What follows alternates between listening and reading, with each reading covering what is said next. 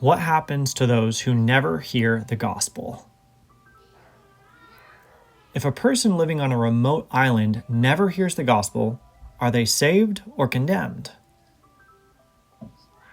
Some have thought that there is a way for those who have never heard the gospel to be saved, and in this video we will examine some of those viewpoints.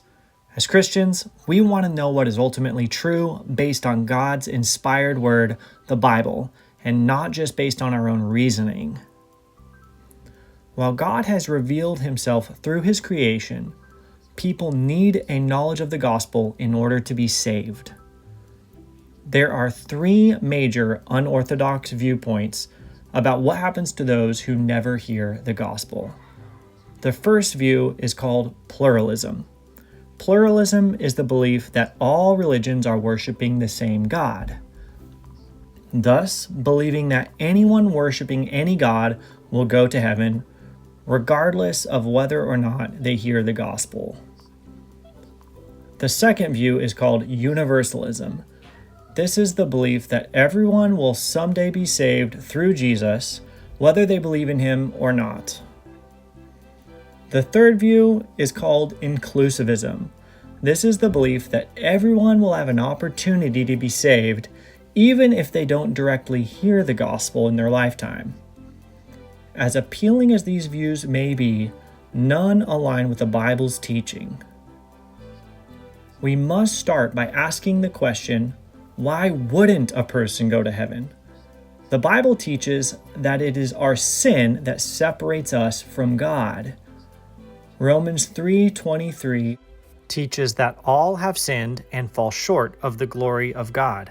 So, in order for a person to be saved, they must have their sin removed by faith in Jesus.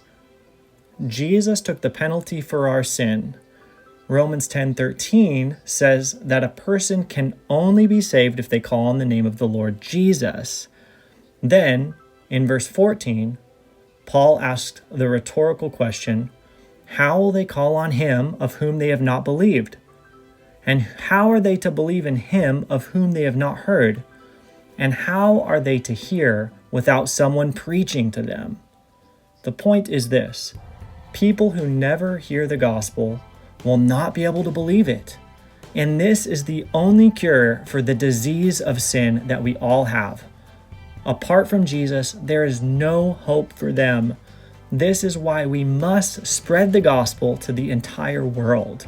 This is why Jesus gave us the mission in Matthew 28:19, where he said, "Go and make disciples of all nations." Now there's a question that you will need to consider. Will you be a part of Jesus' mission to take the gospel to the world?